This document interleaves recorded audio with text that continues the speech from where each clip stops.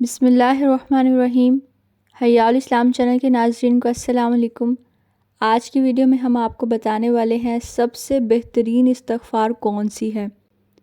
یہ دعا آپ کو صبح شام ضرور کرنی ہے، اس کے بہت سے فوائد ہیں۔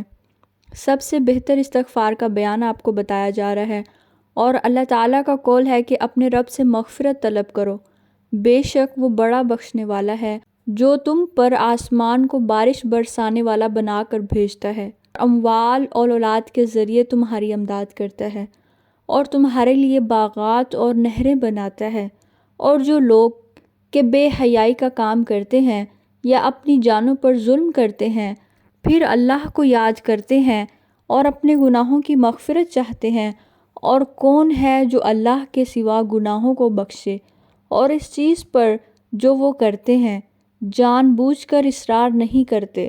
ہمارے پیارے نبی حضرت محمد صلی اللہ علیہ وسلم نے فرمایا، سید الاستغفار یہ ہے، یعنی یہ کہو، اللہم انت ربی لا الہ الا انت خلقتنی وانا عبدک وانا علی عہدک ووعدک ما استطعت اعوذ بک من شر ما صنعت ابوء لک بنعمتک علی ابوء بذنبی فاغفر لی انہ لا یغفر الذنوب الا انت۔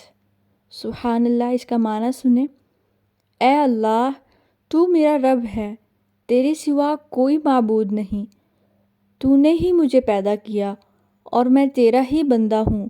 میں اپنی طاقت کے مطابق تجھ سے کیے ہوئے عہد اور وعدے پر قائم ہوں۔ ان بری حرکتوں کے عذاب سے جو میں نے کی ہیں تیری پناہ مانگتا ہوں۔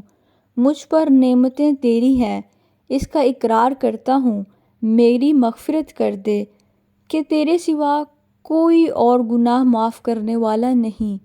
نبی اکرم صلی اللہ علیہ وسلم نے فرمایا کہ جس نے اس دعا کے الفاظ پر یقین رکھتے ہوئے دل سے ان کو کہہ لیا اور اسی دن اس کا انتقال ہو گیا تو شام ہونے سے پہلے وہ جنتی ہے، اور جس نے اس دعا کے الفاظ پر یقین رکھتے ہوئے رات میں ان کو پڑھ لیا اور پھر اس کا انتقال صبح ہو گیا تو وہ جنتی ہے۔ تو جو شخص بھی اس دعا کو کامل یقین کے ساتھ پڑھے گا اس کے لیے جنت کا وعدہ ہے۔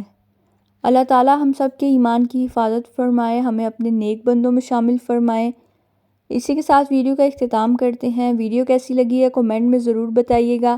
حیا الاسلام چینل کو سبسکرائب کرنا نہ بھولیں۔ ملتے ہیں نیکسٹ ویڈیو میں۔ اللہ حافظ۔